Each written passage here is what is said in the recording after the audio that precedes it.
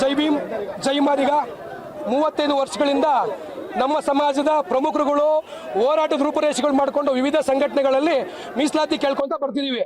ನಾವು ಸ್ವತಂತ್ರ ಬಂದಾಗಿಂದನೂ ಸ್ವತಂತ್ರ ಹಿಂದಿನಿಂದನೂ ನಾವು ಶೋಷಿತಗೊಳಗಾದಂತ ಸಮಾಜ ನಮ್ದು. ನಮ್ಮ ಹಕ್ಕು ನಾವು ಕೇಳ್ತಾ ಇದೀವಿ ಅಷ್ಟೇ. ನಾವು ಬೇರೆ ಯಾರ ಹಕ್ಕನ್ನು ಕೊಡ್ರಿ, ಬೇರೆ ಪರ್ಸೆಂಟೇಜ್ ಕೊಡ್ರಿ ಕೇಳ್ತಿಲ್ಲ. ನಮ್ದು 6% ಕೊಡ್ರಿ ಅಂತ ಸರ್ಕಾರಕ್ಕೆ ಒತ್ತಾಯ ಮಾಡ್ತಿದೀವಿ. ಸುಪ್ರೀಂ ಕೋರ್ಟ್ ಗೈಡ್ಲೈನ್ಸ್ ಇದೆ. ಆ ಸುಪ್ರೀಂ ಕೋರ್ಟ್ ಗೈಡ್ಲೈನ್ಸ್ ಪ್ರಕಾರ ನಮ್ಮ ಹಕ್ಕನ್ನ ನಮಗೆ ಕೊಡಿ ದಯಮಾಡಿ. ಸ್ವಾಮಿ ಕೊಡದೇ ಇದ್ರೆ 27ನೇ ತಾರೀಕು ಉಗ್ರವಾದ ಹೋರಾಟ ಶಿವಮೊಗ್ಗದಿಂದ ಸ್ಟಾರ್ಟ್ ಆಗತ್ತೆ. ಶಿವಮೊಗ್ಗ ನೆಲದಲ್ಲಿ ಒಂದು ಶಕ್ತಿ ಇದೆ. ವಿಧಾನಸಭಾ ಮುತ್ತಿಗೆ ಹಾಕ್ತಿವಿ, ಎಲ್ಲಿ ಧರಣಿ ಮಾಡ್ತೀವಿ, ಉಗ್ರವಾಗಿ ಹೋರಾಟ ಇರುತ್ತೆ. ಸರ್ಕಾರದ ಬೊಕ್ಸ್ ಕ್ಲಾಸ್ ಆಗತ್ತೆ. ನಮ್ಮನ್ನೇ ಸಾಯ ತನಕ ನೀವು ಜೈಲಲ್ಲಿ ಇಟ್ಕೊಳಕಾಗ್ತ ಸಮಯ ಏನಾಗತ್ತಾಗ್ಲಿ. ನಮಗೆ ನಮ್ಮ ಹಕ್ಕು ಬೇಕು. ನಾವು ಬೇರೆ ಊಟ ಕೇಳ್ತಿಲ್ಲ. ನಾವು ನಮ್ಮ ಹಕ್ಕನ್ನ ನಮಗೆ ಕೊಡ್ಬೇಕಾಗಿ ಕೇಳ್ಕೊಳ್ತಿದೀವಿ. ಜೈ ಭೀಮ್, ತೇಜಸ್ ರಾಮಚಂದ್ರ. ಮಾದರ ಸಭಾ ವತಿಯಿಂದ ಹಾಗೂ ದಲಿತ ಒಕ್ಕೂಟದಿಂದ ಇವತ್ತು ಏನ್ ನಡೀತಾ ಇದೆ ಈ ಒಳ ಮೀಸಲಾತಿ ಬೃಹತ್ ಪ್ರತಿಭಟನೆ ಕಾರ್ಯಕ್ರಮದಲ್ಲಿ ನಮಗೆ ನಮ್ಮ ಮಾದಿಗ ಜನಾಂಗಕ್ಕೆ ಬಹಳ ಅನ್ಯಾಯ ಆಗಿದೆ. ನಾವು ಮೊದಲಿಂದನೂ ಅಸ್ಪೃಶ್ಯರು. ನಮಗೆ 6% ಕಳೆದ ಬಾರಿನೇ ನಮ್ಮ ಮೀಸಲಾತಿ 6% ಸುಪ್ರೀಂ ಕೋರ್ಟ್ ಆರ್ಡರ್ ಮಾಡಿದೆ. ಅದ್ರ ಪ್ರಕಾರ ಮಾಡಿದ್ರೆ ಆಯ್ತು. ರಾಜ್ಯಪಾಲರು ಆರ್ಡರ್ ಮಾಡಿದ್ದಾರೆ. ಆದೇಶ ಆದ್ರೂ ಸರ್ಕಾರ ಇದ್ಯಾವುದೋ ಬೇರೆ ಯಾರೋ ಹೇಳ್ತಾರೆ ಕೇಳ್ತಾರೆ ಅಂತ ಮಾಡಿದ್ರೆ ಸರ್ಕಾರಕ್ಕೆ ಕೆಟ್ಟ ಹೆಸರಾಗುತ್ತೆ. ಬಿಟ್ರೆ ನಮ್ಮ ಮಾದಿಗ ಜನಾಂಗಕ್ಕೆ ಅನ್ಯಾಯ ಯಾವುದೇ ಕಾರಣಕ್ಕೂ ಸರ್ಕಾರ ಮಾಡಬಾರ್ದು. ಅಂತದೇನಾರೇ ಮಾಡಿದ್ರೆ 27ನೇ ತಾರೀಕು ನಂತರ ನಮ್ಮ ಕಾರ್ಯದರ್ಶಿಗಳು ತೇಜಣ್ಣರು ಹೇಳಿದಂಗೆ ಈ ರಾಜ್ಯಾದ್ಯಂತ ಜಿಲ್ಲಾದ್ಯಂತ ಉಗ್ರ ಹೋರಾಟ ಮಾಡಲಾಗುತ್ತದೆ. ಮಾದರ ಮಹಾಸಭಾ ಜಿಲ್ಲಾಧ್ಯಕ್ಷರು ಶಿವಾಜಿ.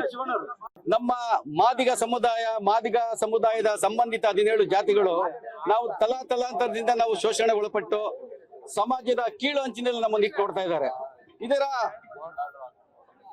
ವಿಚಾರವಾಗಿ ನಮ್ಮ ಸಂಘಟನೆಗಳು, ಹಿರಿಯರು, ಸಾಹಿತಿಗಳು, ಆಮೇಲೆ ನ್ಯಾಯವಾದಿಗಳೆಲ್ಲ ಕೂಡಿ 35 ವರ್ಷಗಳಿಂದ ಕೂಡ ಹೋರಾಟವನ್ನ ಮಾಡ್ತಾ ಬಂದಿದ್ದಾರೆ. ಆ ಹೋರಾಟದ ನಿಮಿತ್ತವಾಗಿ ಸದಾಶಿವ ಆಯೋಗವನ್ನ ಒಂದು ಜಾರಿ ಮಾಡ್ತು. ಆ ಸದಾಶಿವ ಆಯೋಗ ಜಾರಿ ಮಾಡಿದಂತ ಸಂದರ್ಭದಲ್ಲೂ ಕೂಡ ನಮಗೆ 7% ನಮ್ಮ ಸಮುದಾಯಕ್ಕೆ ಅಂತ ವರದಿ ಕೊಟ್ಟಿದ್ರು. ಅದನ್ನು ಕೂಡ ಇಂದಿನ ಸರ್ಕಾರಗಳು, ಈಗಿನ ಸರ್ಕಾರಗಳು ಕೂಡ ಮಾಡಲಿಲ್ಲ. ಅದೇ ರೀತಿ ಸುಪ್ರೀಂ ಕೋರ್ಟ್ ನಮ್ಮ ನ್ಯಾಯವಾದಿಗಳು ನಮಗೆ ನ್ಯಾಯದ ಪರವಾಗಿ ಹೋರಾಟ ಮಾಡಿ ನಮ್ಮ ಸಮುದಾಯಕ್ಕೆ ನ್ಯಾಯ ಒದಗಿಸಲು ಒಳ ಮೀಸಲಾತಿಯ ಅಂಕಿಅಂಶಗಳನ್ನ ಆಧಾರ ಮಾಡಿ ಅವರಿಗೆ ಒಳ ಮೀಸಲಾತಿಯನ್ನು ಕೊಡಬೇಕಂತ ಹೇಳಿ ಒಂದು ಆದೇಶ ಮಾಡ್ತು.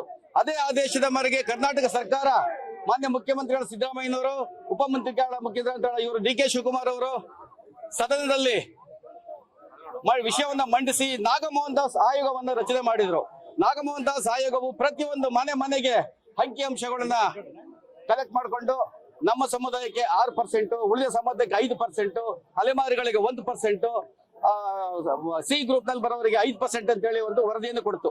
ಆ ವರದಿಯ ಆಧಾರದ ಮೇಲೆ ನಮಗೆ 6% ಬರಬೇಕು ನಮ್ಮ ಮಾದಿಗ ಸಮುದಾಯದ ಜಾತಿಗಳಿಗೆ. ಆ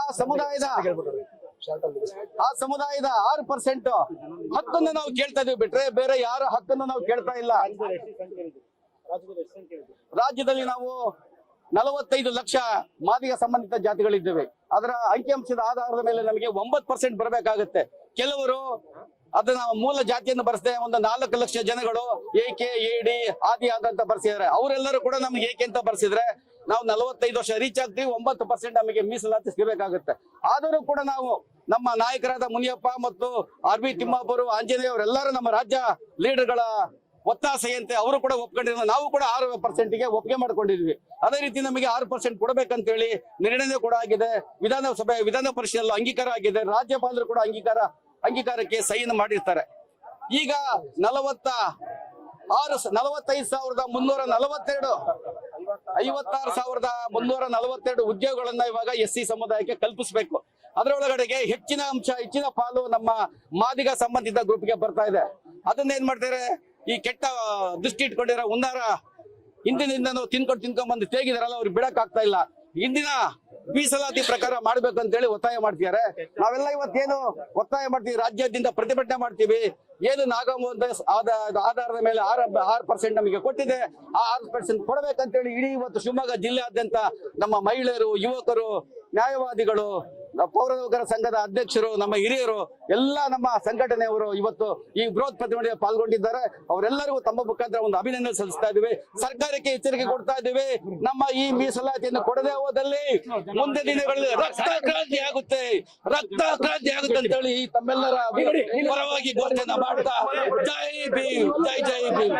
ಆರ್ ಶಿವಣ್ಣ, ಮಾದಿಗ ಸಮಾಜದ ಮುಖಂಡ.